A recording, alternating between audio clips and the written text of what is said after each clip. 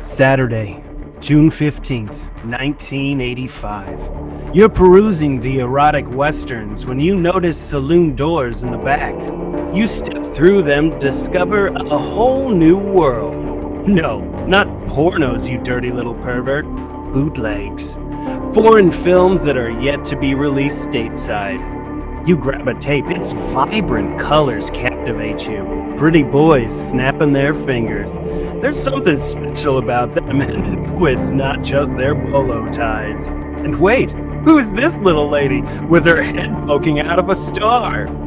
There must be some kind of a story, and you want to know, what is the legend of the Stardust Brothers?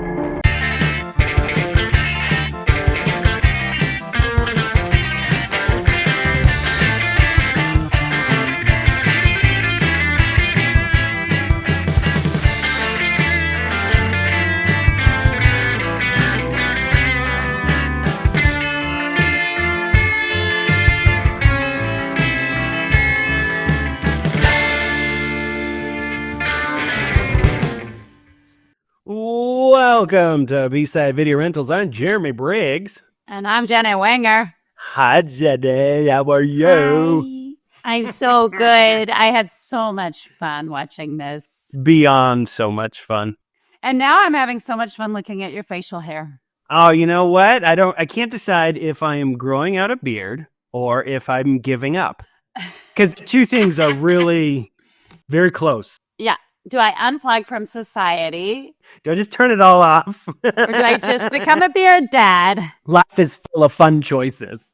It is. It's just great. And sometimes with a beard, it's not even a choice. You just don't do anything. Yeah. You just don't do it. You just look like you eat like microwave mac and cheese. Oh, is that in my beard? Do I have some on me? That's like the ultimate form of giving up to me is like, okay, every meal's microwave mac and cheese now. I don't care about anyone or anything else. I'm just going to eat pasta forever. I think that's a healthy way to live. My husband's back from working, and I don't have to walk the dogs by myself. Nice. That's pretty sweet. It's the little things in life. Yeah. Yeah, because they want to get up at like 7:30 in the morning, and I don't. Who does that? Who does that? Like your kids probably wake you up, right? Yeah. You're like, no, my wife. No, she's the one that's like, go get them. I make the money, bitch. Go get the kids. Exactly. You sit there and look handsome. That's what she says to me. Oh, well, that's sweet. She doesn't say that. Oh, she doesn't say that. I put words in her mouth. I wrote that and I taped it to a pillow that I talked to. Exactly.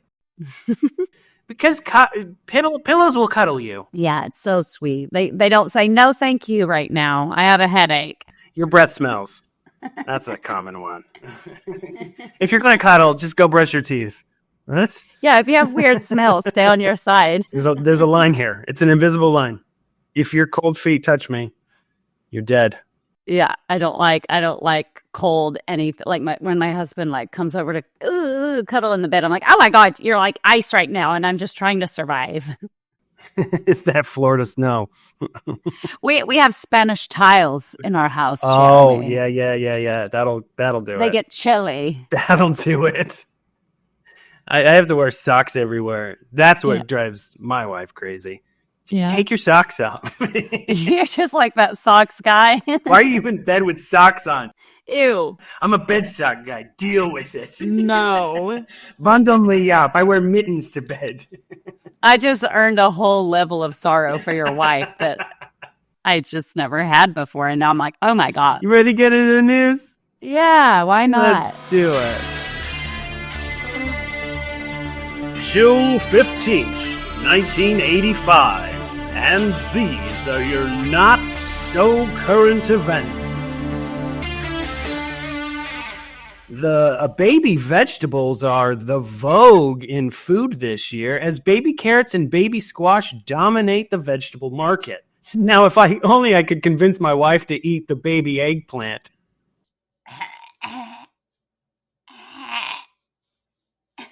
I'm not giving you any. Just vomit sounds. After 42 years, the Coty American Fashion Critics Award have been terminated. Which sucks because now I don't know which crop tops to buy. I counted on the Coty critics for my crop tops, Jenny. Just buy all of them. You Good have point. a great torso. You're a thin man. Oh. You are. You got a great figure on you. A young West German who destroyed a 2 million Rubens painting said his act was a protest against environmental pollution. He chose this painting in particular because the artist, Peter Paul Rubens, was known as a river pooper. I didn't want to say it. I didn't want to say it. What, river pooper? That guy was a river pooper. Anybody who's accidentally fallen off the boat doesn't want to hear that joke. That's the only environmental pollution I care about. Oh my God, I hate you. The National Zoo's failure to mate their pandas has caused them to give the female Ling Ling hormone treatments to bring her into heat. Mm-hmm. Critics of the move claim that Ling Ling will struggle to hold their own against Pacino and De Niro. Remember that movie? I love that movie. You love love that movie. Oh, man. I do. I love it for all the dumb things, all the explosions. I love it. To aid the homeless, leaders of the Community for Creative Nonviolence were arrested for illegally sitting in chairs on the White House sidewalk, ultimately challenging the concept of the word creative. Sitting in chairs, that's the creative part? I'm going to sit in a chair. I don't know, maybe set up a high wire on the White House lawn. Call it high wiring for the homeless, or have hobo clowns juggling balls for bread. I don't know, do something that's more creative than sitting on your ass. I should have went into entertainment back then. Yeah. That's considered creative. Huh, that's creative. They brought lawn chairs. I sit down all the time. Final arguments were presented in Maine's consumer lawsuit against Sears, claiming the retailer sells useless warranties to its customers because state law already requires them. State representatives claim the warranties are as useless as my mother-in-law. You jerk.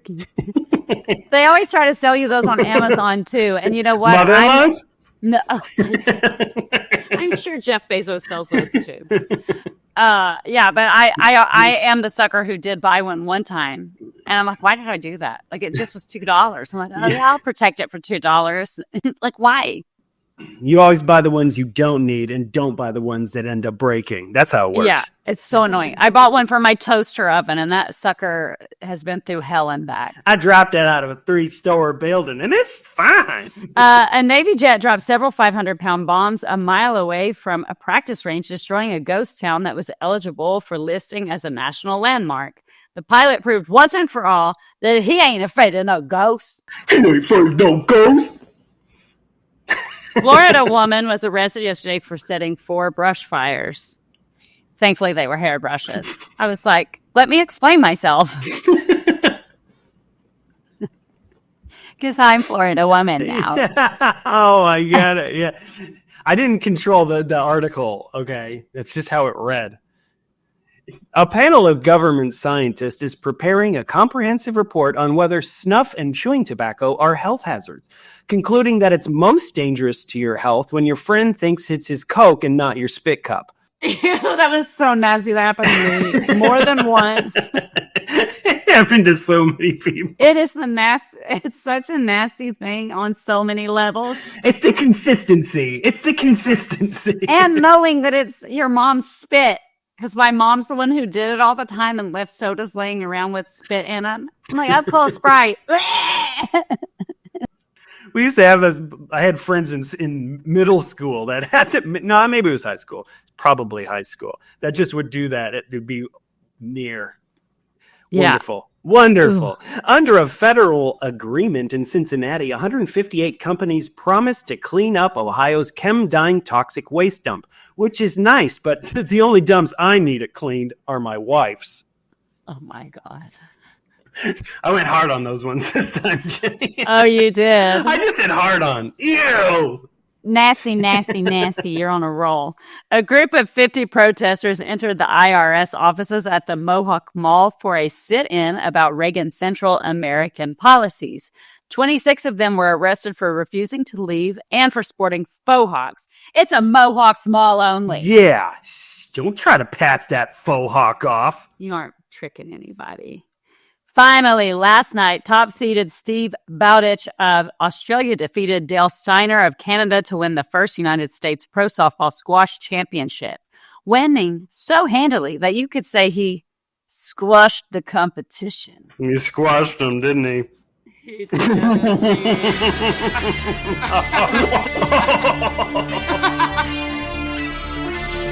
And that was your not-so-current events.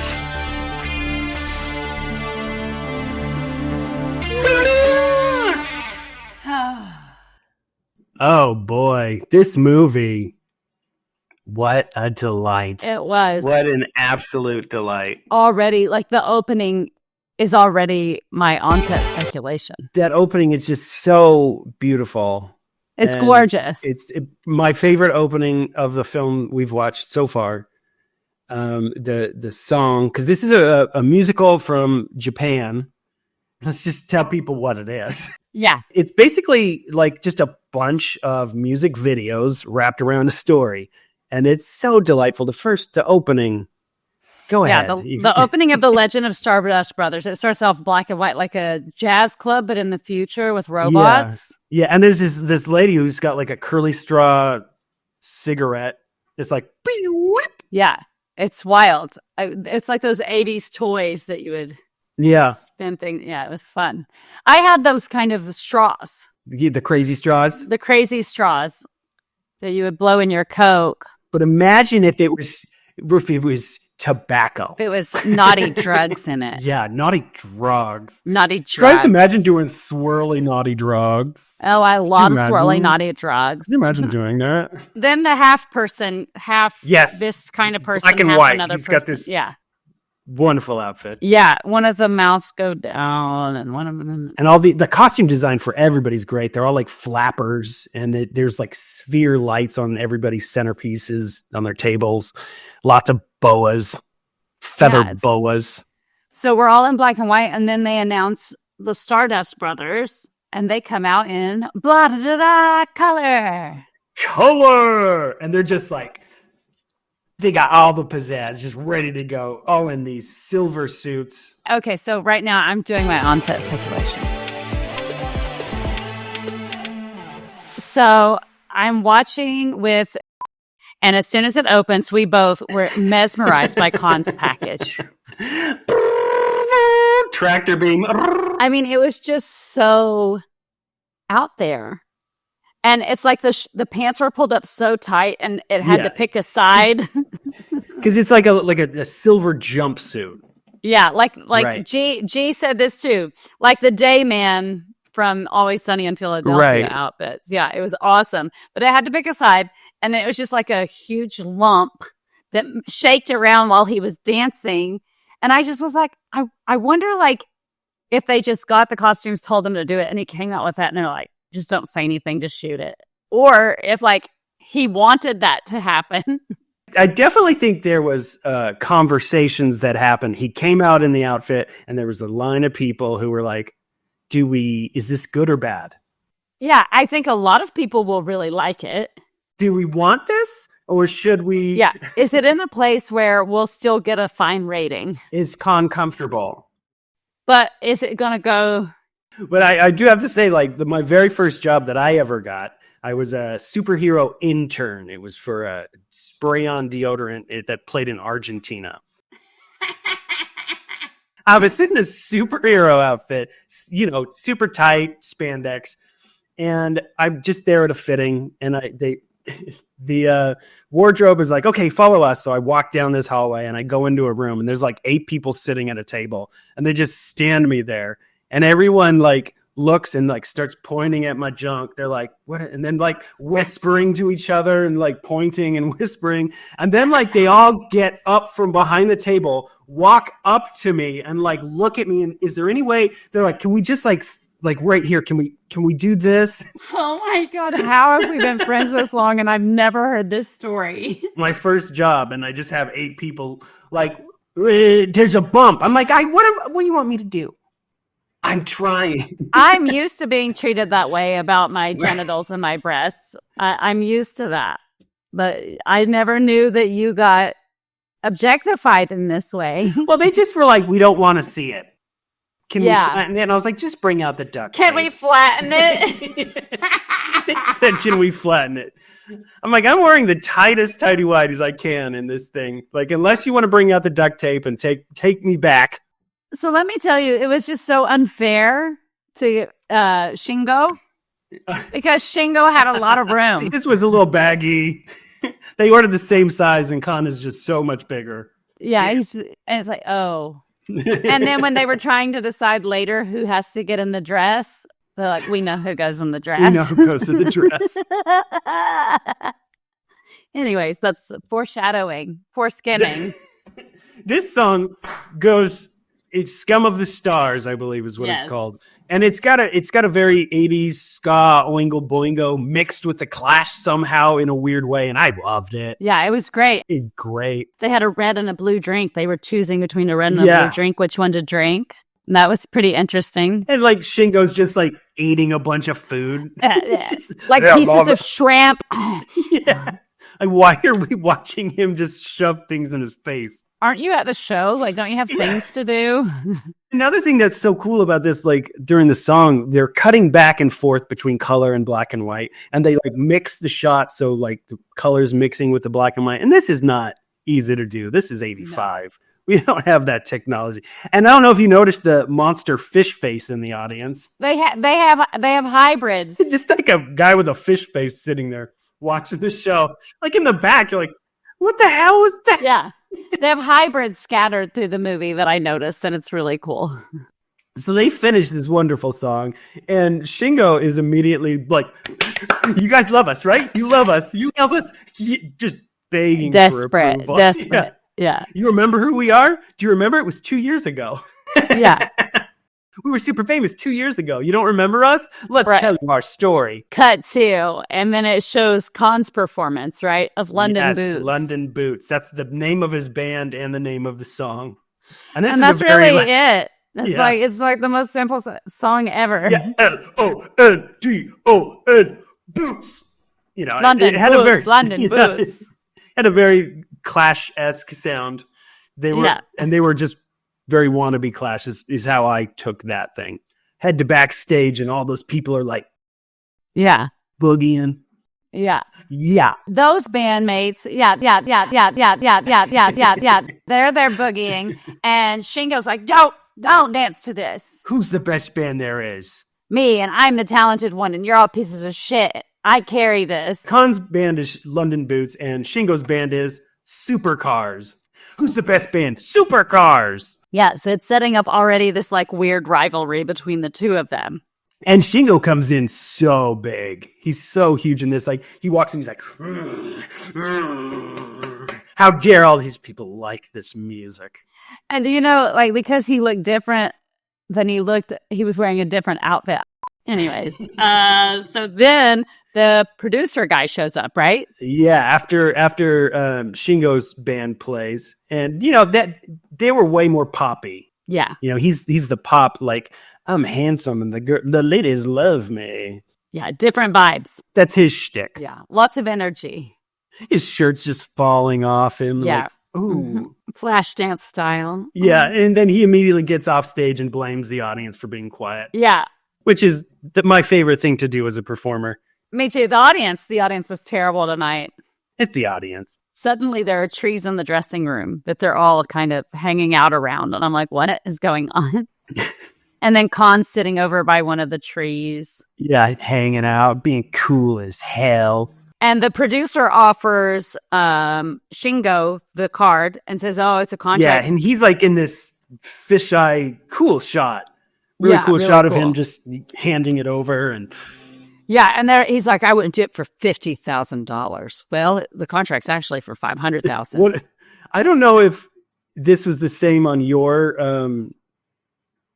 your Where I subtitles. Well, your subtitles. Yeah. Because the talent agency guy, he leaves and he's like, what he says in the text is, "Who'd want to work with that gay?" Yes. I'm like, that has to be a typo, right? He didn't say that gay. Yeah, they didn't mean to say that. They probably said Pris or something like that, and it just probably said guy. Who'd want to work with that guy is what I thought. But who wants to work with that gay? Well, like, sometimes the translations are so weird. Maybe. Like my favorite movie that anytime I'm going to get a chance to like put forth the movie, it's going to be Houseu. And in that, the translations is just like, there's no way that's the real translation. So he comes back and says, "Oh, it's actually $500,000." And Shingo's like, "Oh, hell yeah, I'll do that." And he does this like celebratory dance over to Khan to rub it in his face. Look me, I'm like famous. Here's a card. And then what does Khan do? I got one too. Hell yeah. This does not sit well with Shingo. I'm turning pro, unlike you. That's how he said it. And he's like, fuck you, bitch. And then they go to the big building that's like fucking empty. There's no furniture. That's one of the things that I love about things like that, like movies that you can tell don't have a big budget at all. Yeah. Like you can tell when there's no background actors. Yeah. But they used it so well to their advantage. They were like, use that and just use that open space to make it very stylized. And they did that time and time again. They used like a maximum amount of extras in like 3 scenes. Right. They're like, that was very expensive. Let's just find an empty building. It just felt like it was a style that they were going for. Like, obviously, if you work in it and you know, oh, this should be happening here and there, and they just didn't have the money. But I just thought they used that to their benefit. And we introduce 3 amazing characters here. Absolutely. I love the 2 security guys. They're screaming and they're like, what's going on? And he says, 18-year-old virgin or whatever. Like he like smells what kind of woman she is. Like he's like a puss hound. So they go, and these two security guards are like beating the hell out of a young girl. And they're like, hey, whoa. They're like all leather clad baddies and stuff. And they said like, hey, let the turtle go. And she's like, turtle? And then they cut to this. This is like, I think the first time we get what the hell is happening? Well, not really the first time because we had that fish head at the beginning. But then we cut to her like with a turtle shell on her back, and they're like cut out, freeze framed with a ocean behind them. And she's like, turtle, and then she is a turtle. And then it cuts back to them. Back to regular life. Right. You're like, what? And then immediately she's like, no, my name's Marimo. So Shingo goes, ooh, and then it goes to Khan. Yeah. They're like, who and then are it you? goes And to he's Khan. like, I'm Khan. And then he's got all the colorful stuff. I'm Khan. Yeah. Shingo wore a tux to the meeting. Yeah, Shingo wore a tux. And Khan's dressed like a Madonna rock star punk guy. He looks awesome. I love Khan's wardrobe throughout the film. Yes. His wardrobe's the best. He's so hot. They ward off the security guards by pretending to be the producers, which is like if they work there, wouldn't they fucking know?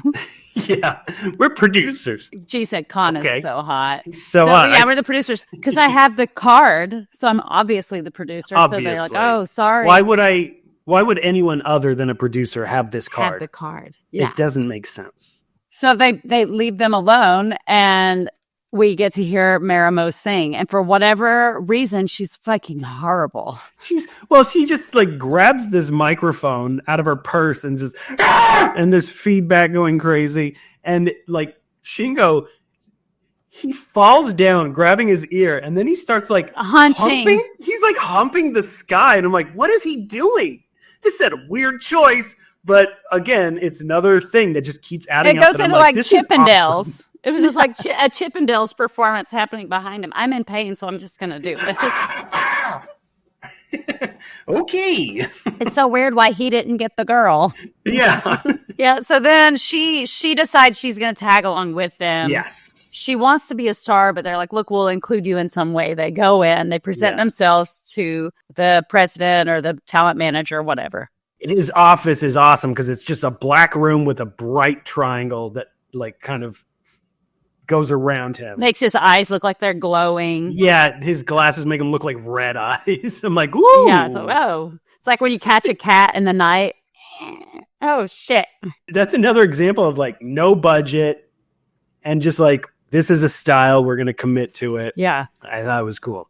So he offers them, I need you guys to be a team. This is not a one-on-one Yeah, it's a deal. duo or a nothing, and I'll make you a star within a week. Hey, what about her? Can you hire her? No women. No women. Well, she could be a T-girl. No. Not even. And then Khan's like, okay, well, fine. Then I'm out. I don't need this. I'm drawing a line. And then he goes, well, it's a duo or no deal. And Shingo starts begging Khan, just sign the contract. She steps up. Yeah. I've been a groupie for 7 years. I'll be the president of your fan club. I'll be with you guys. But I love this. Shingo's like, here's my demo. I wrote this song. And he's like, fuck you. And zaps it. Lasers it. You are now reborn brothers, separated at birth. Your talent was handed down through the blood of your father. Oh, that'll come back in later. And then we get a song. Yeah. There are so many lines in these songs that just pop out. You're like, what the hell is that song even about? The line he was like, all I want is a car and a guitar. Also love. Yeah. Well, various songs. It's like me when I see 11:11. I'm like, oh, I got to make a wish. I wish for this. And then I start layering it to make it more specific. This is like a fun song. And there's like marionette puppets barking like a dog. One of them's barking and then jumping through hula hoops. Yep, and this is where they get their Dayman.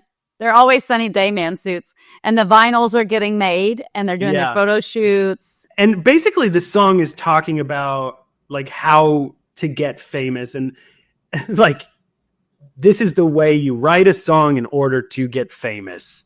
Yeah, and everybody's like, we love this song. Why? Why? So dumb. They're opening briefcases with money and handing out money. Why? This is so weird. Like, they've been a band for a week, and it's like, oh, here's $7 million. You've done all the work. What? They fall backwards into this twin-sized, tiny little bed, just exhausted. They're like... Being famous is so hard. And they got their fan mail, and they said hundreds. They have hundreds. Hundreds. I'm like, you got made that much money and you have just hundreds of fans?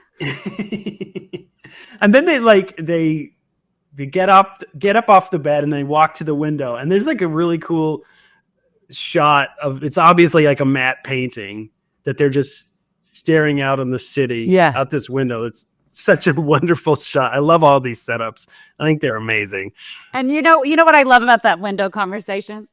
Shingo starts off really happy, like, oh my gosh, this is so great. And then he's like, I'm awesome. And then he's like, I'm garbage. I'm not the real star. I suck. Like, I'm pathetic. And I'm just like, what's the meaning of this scene right now? What happened? And even his shirt said it had the big number 2 on it. I'm shit.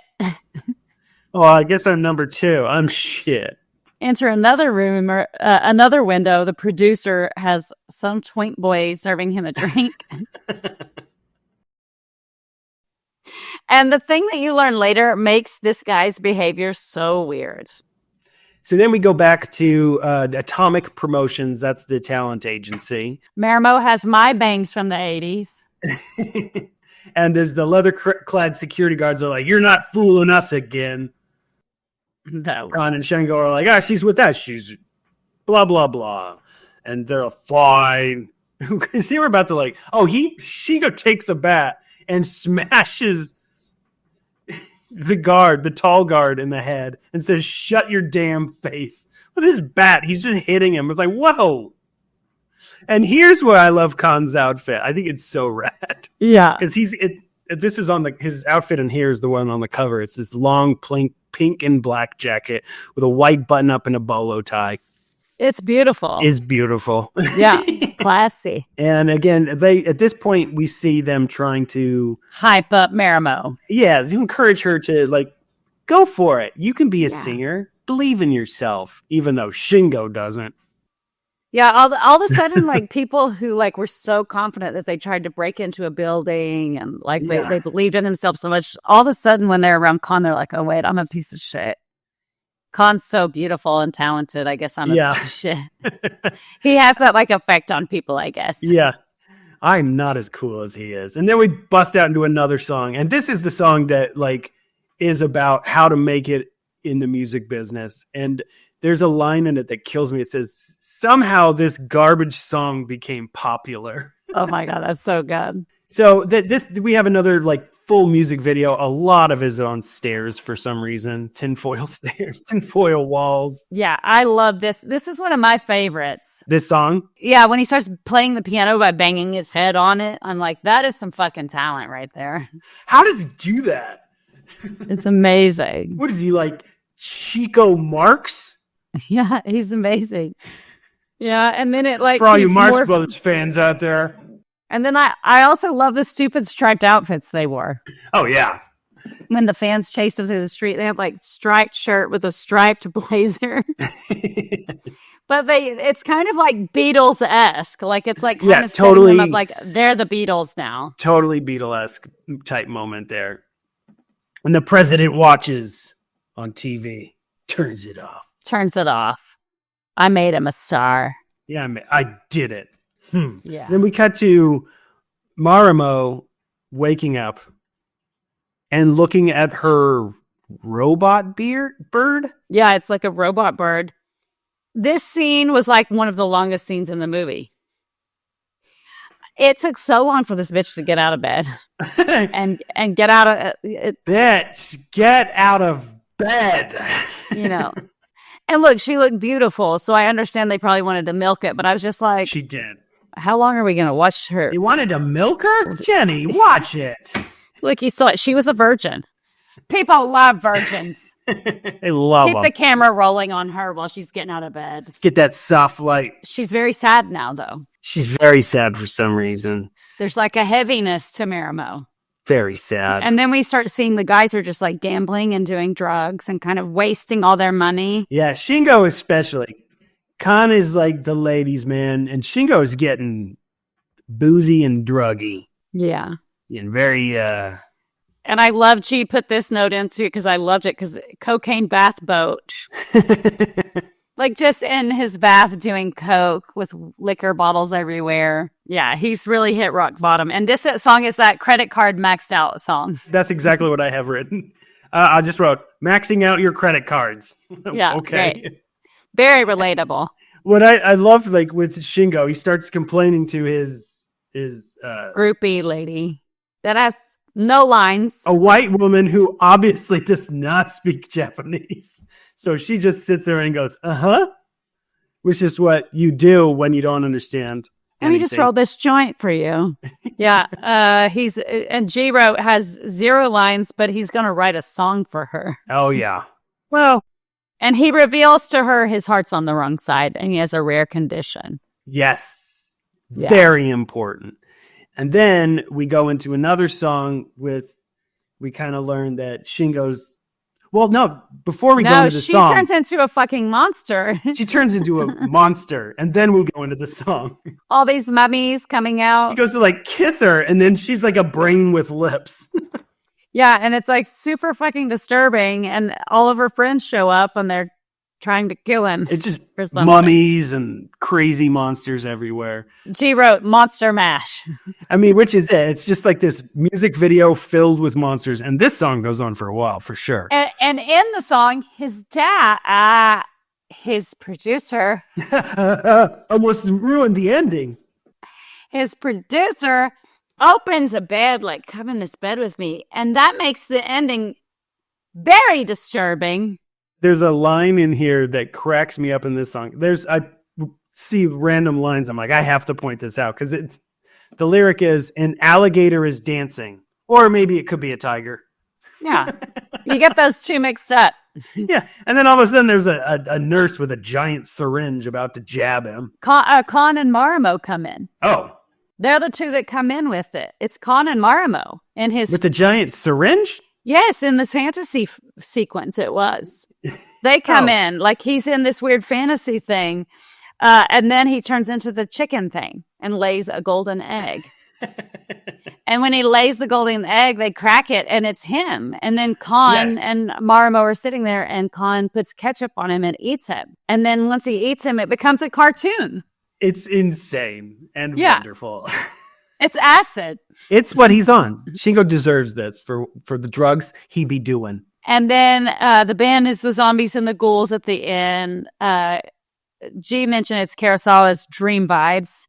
And then the zombies all intake him, and then his head rolls down the hallway. So she's referring to Akira Kurosawa, his film Dreams. I'm from the South, so can you imagine me trying to say Japanese words? I don't have to imagine. You're doing it right in front of me. I'm doing it. So then we're back at the hotel room. Shingo is sleeping in this messy hotel room.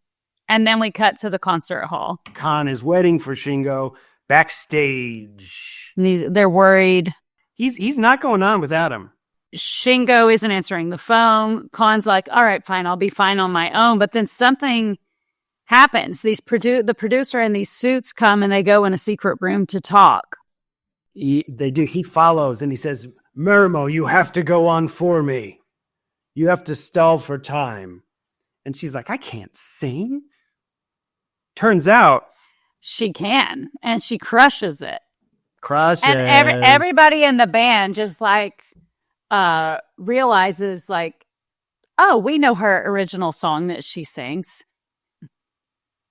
And then suddenly the whole band plays her song she sings, which I thought was really interesting. But of all the things in this movie that happened, I was like, they wouldn't know her song. We do have another song before she gets to that song where the talent agency guys, they go and get Shingo at his place and like wake him up, and we've got like an 80s ska song. Oh yeah, getting him back together. Yeah, and they're like trying to green lips, red milk.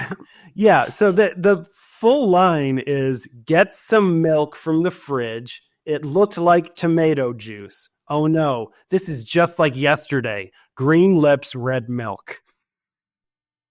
Oh, and we forgot to mention when the producer guys were talking, they said, oh, we want to put forth this important man's son. His son wants to be a singer. So they foreshadowed there's a new singer coming in that's kind of going to replace them because their personal life behaviors are destructive. Going to bring their demise. Yeah. So we do learn that they're trying to replace the Stardust Brothers. Indeed. Yes, but so they get Shingo together and they get him there. But by the time he gets there, Marimo has already done her song, crushed it. Everyone loved it. Everyone fell in love with her. And Shingo is still high. Yeah. He is still high at this point. And they get, Kon and Shingo get in a bit of an argument. Yeah, they're getting a fight over, like, who would go solo. Feels like, Shingo punches Kon. And he goes on stage by himself. Yeah. And he starts singing a song. And this is the one that's like Gigi Allen. I was waiting for him to shit on the stage because it's so unhinged. He almost freezes when he sees his lady friend, his white lady friend. And he's wearing these, like, a silky teal polka dot shirt. And he's just like, I'm gonna go for it. I'm gonna strip. I'm gonna show my butt. Yeah, I'm gonna show my butt. I'm just gonna do it. Just going for it. Why not? And the audience, they're not on board. No. They're not on board at all. No. They were like, we didn't want to see that. And this ruins them. Yeah. It ruins them because our very next scene, we see the Stardust Brothers image in mud. In mud. They're just hobos now.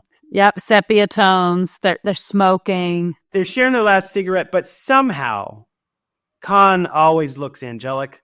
He's just pretty. He's still an angel. He's a pretty man. Yeah, and then we see screaming fangirls. They're running towards them. Are they coming for them? No, they passed them by. They're like, no. And we see Japanese David Bowie, a.k.a. Karu. Yes, Mr. Cow! And we pretty much, after this, we get his first song. Yeah. Or it might be his only song. And he sings in English. Yeah. And I love it. I love this song. It has like a Replacements or Addicts type feel to it. It's called like Peace Mark, Love Me Like an Angel. Yeah. Be smart, love me like the manger. I loved it. He's getting kind of a squeaky clean kind of image. Yeah. The same producer is there. Yeah. And then we have another performance right on the heels of that one with the Stardust Brothers playing in the rain. Is it indoors in the rain? It's indoors in the rain, yes. And the audience have umbrellas. Yeah. And someone throws an eel. And they're just eating food. And they throw an eel. Yeah. Cool. Great. I've been wondering what to do with this eel I've been carrying around all day. I guess I'll throw it at these guys. Marmo snuck in, and now the bitch is moving up. Like she's doing great. Yep. Then the security guards are now beating up Kon and Shingo. As of today, you're out. You're banned. Yeah. But Kaoru gives them a lesson in kindness. Yeah. Yeah. He's nice to them. And so what do after they get kicked out? Oh, they go play harmonica on a stoop. Mm-hmm. Let's go hang on a stoop. And have very emotional talks about how Shingo felt like an invisible child. The line, we're not the Stardust. We're just dust. But then they come to the realization that weird heart condition that he has where his heart's on his right side. Yes. Wait a minute. Kon has it too. Maybe this isn't just a story. Maybe we really are brothers. Huh. And then the door opens and it's Marimo. And how did she find them? And she says, your shitty harmonica playing. Sounded so terrible. I found you. I heard a crap harmonica, so I knew it was you guys. I knew it was you losers. We're done. Leave us alone. You're the newcomer of the year. And she's like, we're going to all three be on stage together. Mm-mm. Kon says no. He wants to start over at small clubs and write his own songs. Yeah. Shingo wants to do the same thing. Yeah. And Kaoru is watching. Moment. I'm trying to be serious in this serious moment. Let me be serious. Okay. Gosh, that's so serious. Okay. So Kaoru serious watches. Done. Kaoru for. Yeah, it's done. Just you keep milking it. Your red milk. Stop milking it. So Kaoru is just happens to watch this stoop and see this moment. Yeah. Well, from a security camera. Yeah. He's got like internet or not internet. He's got satellite connections to this stoop. Yeah. But then we see Marimo is a big star. We don't want any scandals. Yeah. Because he wants Marimo. Who doesn't want Marimo? Yeah. He's like, we're going to be together. We're going to be the next big love couple. Like, everybody's going to go nuts for us. And then he's drinking alcohol. Yeah. Generic alcohol from a bottle. And just has a fucking seizure. Yes, he falls in. What I love about this is he falls and has this crazy, like, if anyone else is in the room, you're panicking. Call 911. You're like, what do I do? How do I help this person? His assistant stares so coldly. He's just watching him have this, like, crazy seizure. No emotion on him. He just stands there until it's done. I almost thought it looked like he was kind of enjoying it. Like, oh, okay, cool. Maybe. Yeah. And then cool, he's you're like, doing this now. And then he like gets up and his assistant or whatever he is, he's like, oh, you should stop drinking. Maybe thinking about stopping drinking, it messes with you. It's doing something weird to you. So they set that up. The Atomic producer guys, they set up this not double date. They set up a date between these two stars. Yeah. She walks in, it's just at a hotel, and she walks in, he's just laying on a bed. And at this point, you're not even going to try to romance her at all. She's like a rising star, and you're just like, let's do this. Hey, do you want to get funky? And she's like, what are you doing in here? That's what you always want to hear when you're trying to be like, I'm here to seduce you. What are you doing here? What are you doing here? This is weird.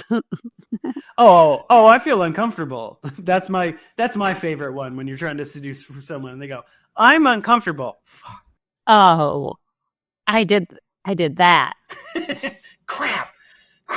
What did I do wrong? So he drinks again. Well, before we do that, we'll learn that Shingo and Kon are trying to find her, and they bust into Atomics, and they beat up the security guys. They threaten them. Yes. There's this like scene where they beat it, like they're beat up the big one, and then they're like intimidating the little one, and he like is cowering, and he like crawls away, and then he slaps the wall and he places an alarm on the wall and then hits it. So there was nothing on the wall. He puts an alarm there, presses it, and then he gets sound. So stupid. And all these people start slip sliding around the bumbling security guard crew. Yeah, very Blues Brothers. Where they go chasing. Yeah. Yeah, slipping around, go chasing around, and then. But before that, they learn that. Yeah. Before the security guard does that, they learn that she's at a hotel. Karu. Karu. And so they're off and going. They're dead weasel. And then that brings us to Karu drinks and has another weird seizure. But he does have that seizure. But when we cut to it, it's like feet shaking, hands grasping a bed, shaking bed, like the alcohol's like. Yeah, looks like there's not her virginity. No, but it's not. It's him having a seizure. Yeah. And so she tries to run away. And this is the Benny Hill vampire chasing through the hall scene. It's so good. It's so Benny Hill Dracula. It really is. And she falls down the stairs. It just gets really wild. I love that she trips, because this is very important. Jenny, this is super important that we learn this in this moment here. Okay? So she trips, and she starts tumbling down the stairs. And what happens to her?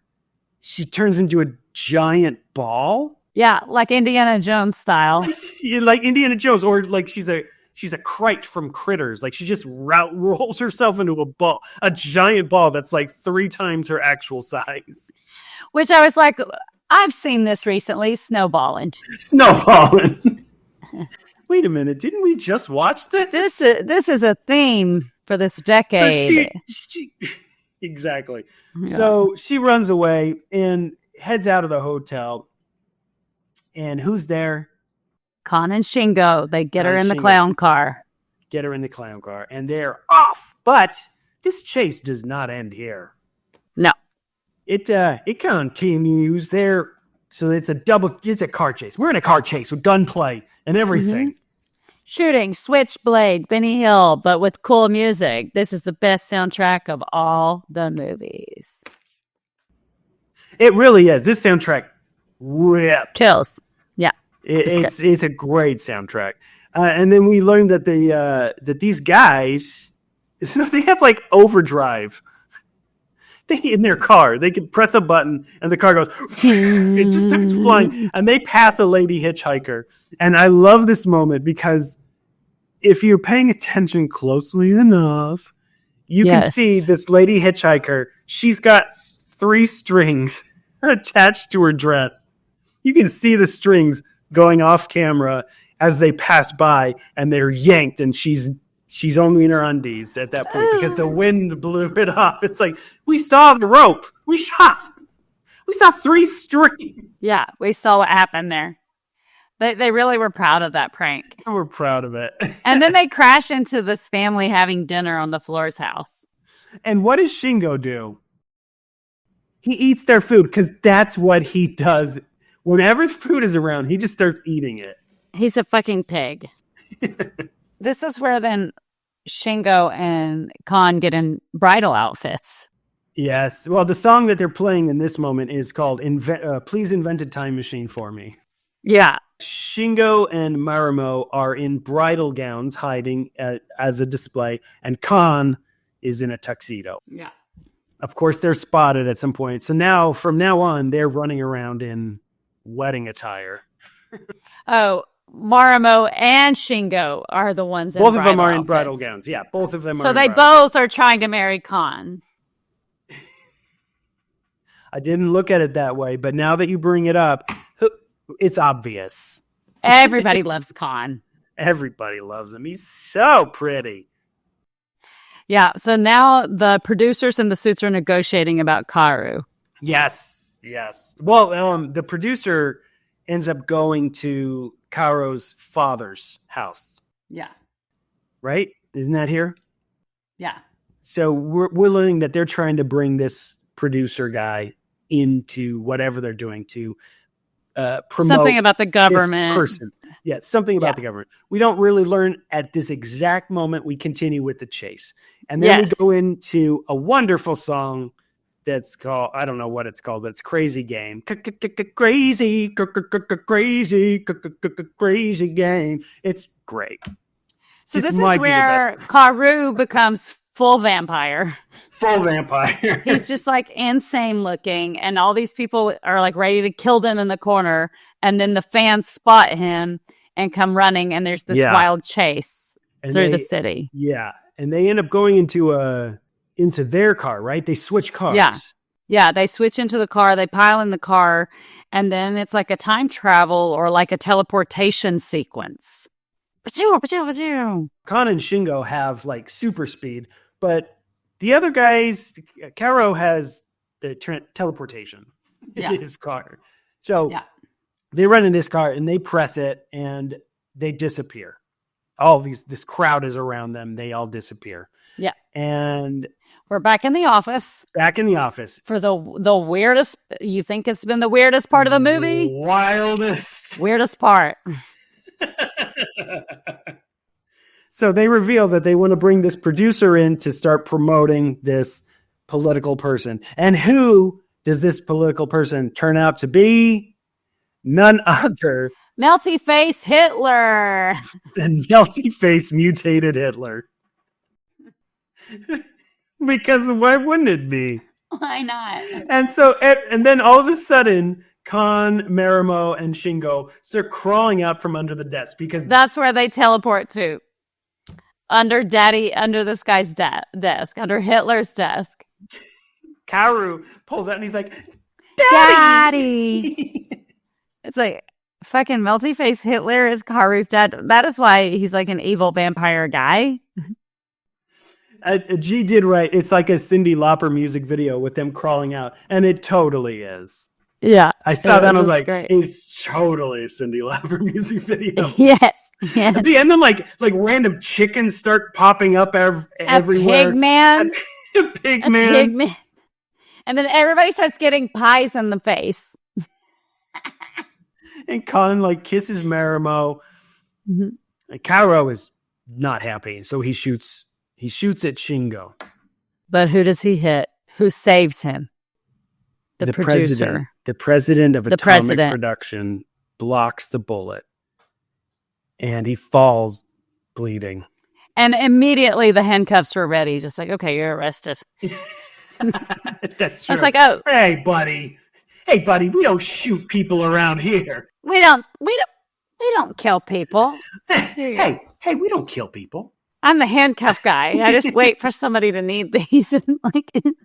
What's your role? Handcuff guy? Yeah, You're not a police officer? No. No. A handcuff guy. I just have these. Why?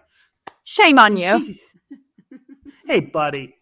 You're in timeout. I don't have any authority to do this, but I've got these. So you're Hitler's son. I'm sure it's fine to do this to you. Fine. You're melty face Hitler's son.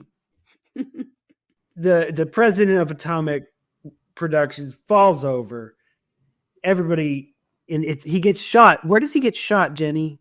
In his stomach. No, he gets shot yes, his stomach, but for some reason. They were pretending it was his right heart, but it was his stomach. So he goes into the bit about, I survived because my heart's actually here. You know what I think? I think that they put the blood on there while he was standing up, and then he laid down, and it just all the blood shifted down. That's what they think happened. Whereas like it shifted to make it look like he got shot in the belly. Like you got one take. You got one take because this is our only white. This is our only white suit. Okay, just go ahead and put it on. Crap! It looks like he got shot in the belly. Nobody will notice. Just say it's the heart. Good enough.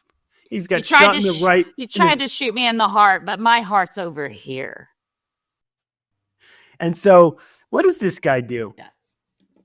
He gets up and he starts singing a song, as you do when you're shot. in your heart that's on the right side of your body. Lights change and he walks off and he removes his glasses. He starts ascending these stairs and he's just really giving us a good old, I don't even know who it is, Sinatra-ish, not quite. It's just bizarre.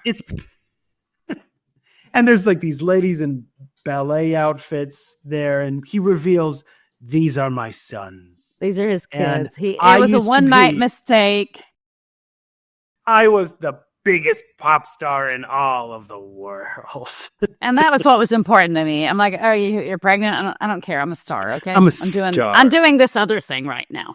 So he feels bad, and that's why the Stardust Brothers were brought together. And finally putting the piece back together when they said, you got your talent through the blood of your father. The seed of your father. Yeah. And he's just the biggest narcissist in the world.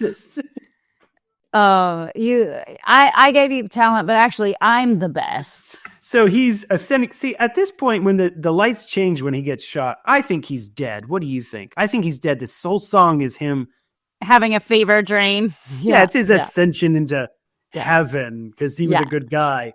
Because he's ascending these stairs. You were laying in that bed in that earlier scene, inviting your son in. But no, it's... But there's a line in the song that says that is undoubtedly, I am the true star. Yeah, me.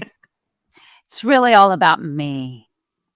Well, his sons are sitting there like, oh, we're kind of processing a lot right now. Why did you really need to do that? You didn't need to cut us down like that and then just die. So at the end of his song, he's fully up the stairs and he falls down dead. And then we have like a smash cut to Shingo falling down on stage back in his original suit. Dayman, always sunny outfit. The silver outfit. He falls on stage, looks up at the audience, still in black and white. They ask him, interesting. Wasn't it interesting? You like that? There's no reaction. Nope.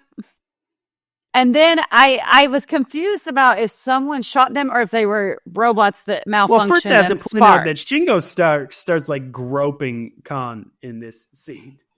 Yeah, it's all done. He starts like shaking his butt and like holding him. I'm like, whoa, what just happened? We're brothers. This is just family stuff. It doesn't concern you. Khan first explodes. Yes. Malfunctions and falls. There's sparks going everywhere. And then there's like a little pool of blood beside him. And he's like, oh, wait. And then he sits up and then Shingo goes. Same thing. Bam! Shot. So they got double shot. We don't know why. Who shoots them? Weird. That is not given to us. I have a feeling it was Karo come back. Oh, because right before that they said, oh, he wants revenge on us. Yeah. They did say that weird ominous line. And after their performance, and then they're both dead. And they both have like a similar. They don't have a song, but like Khan and Marimo are in a car flying away like they're Sandy and Danny Zuko. Yeah, like a Grease homage for whatever reason. And then Shingo like walks off very stilted into the stars, and then turns into a star. Yeah. And then it cuts back to them dead on the stage. Audience loves it. Standing ovation. Yeah. Curtains close, open up, because you'd like to call back, the open it and close it. They're still dead. It's like, oh, it's not a performance. No. Still good. That's still great. It's still good. Credits roll, and then we have this weird version of Crazy Game reprise where the music is so weird. It's like it's so weird. Then it turns into Crazy Game. That's the movie. That's it. That's the movie. That's it, you guys. That's it. Do you have a movie MVP? My movie MVP. I mean, it's the music for sure. The music is it. The music's great. Yeah. I also truly love what Khan brought to it. Yeah. I don't think any of this kind of would work without the element of him. Yeah. And his name actually is Khan. Shingo and Khan are the guys' their real names. Yeah. Who's your movie MVP? Oh, it is Macoto Tezuka, the director. It is I think so inspired. It is insane. It's just an inventive music video after another. It's just back to back. It's fever dream. I just found it very inspired. And Macoto Tezuka. Good work. Good job, buddy. And you know what that brings us to? What does it bring us to? That brings us to Remake, Reboot, Reimagine, Remaster, Prequel, or Sequel. Remaster, don't dare touch it. Don't you dare touch this. Don't you touch it. The only thing I could possibly say is sequel, but it did get a sequel. Oh, it did? In 2016, Khan, Shingo, and Macoto Tezuka came back together to do a sequel in 2016. Original cast. And it's called The Brand New Legend of the Stardust Brothers. I could not find it. I could not locate a copy of it. So, but for me, it's absolutely remaster, even though this is what we watched, because it wasn't even released here until 2021. We didn't have access to it.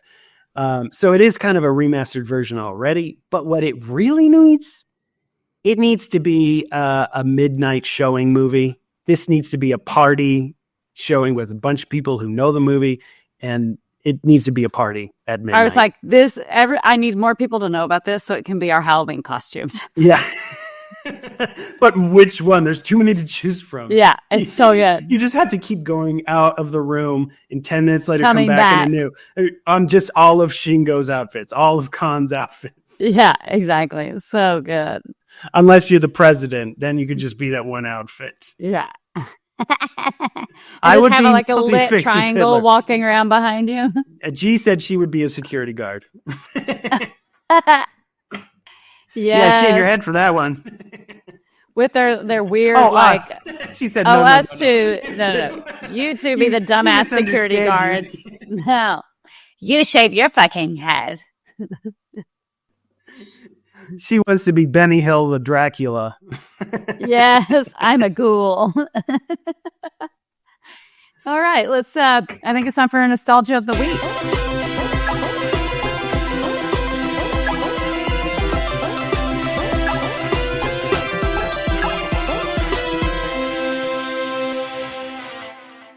And this week's guest for Nostalgia of the Week is former pop princess Pinkie Parker.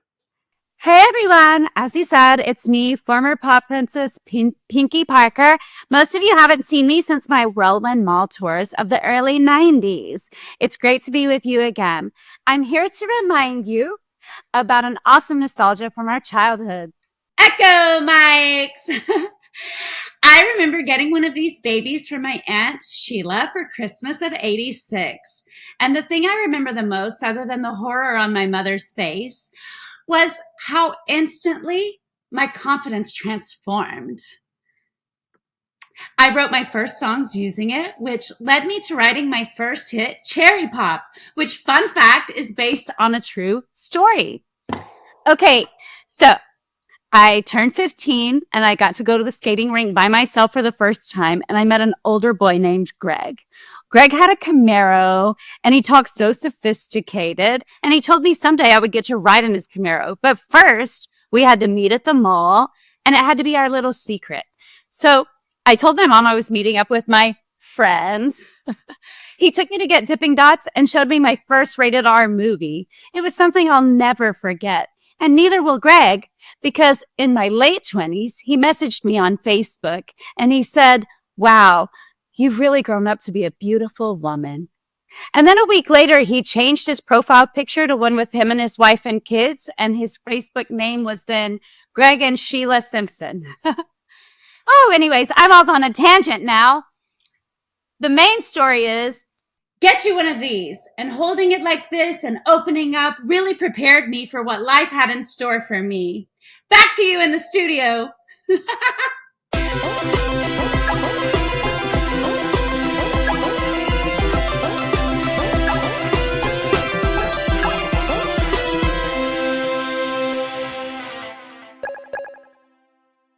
Thank you for that specialness. That was special. That was special. Thank you. Never come back. Well, this was fun. It was fun. I thoroughly enjoyed it, and I want that soundtrack on vinyl. Yeah, that would be great. It would be great. Will you and your facial hair hang in there You till like next time? You Yeah, like I love it. It's great. I don't know if I'm growing it out or if I just give up. Hey, either one of those things is great. Both can be true, Jenny. Giving up is super underrated. That's what my parents keep telling me. It's been fun, everybody. We'll see you next time. See you next time. I'm Jenny Wenger. And I'm Jeremy Briggs.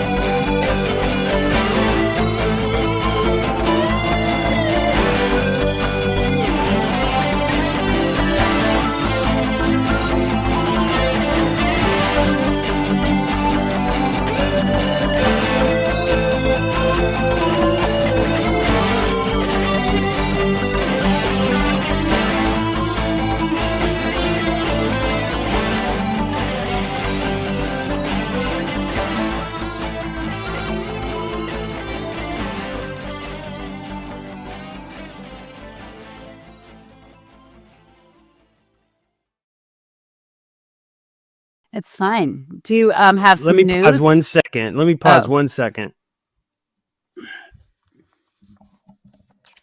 You got to finish jerking off.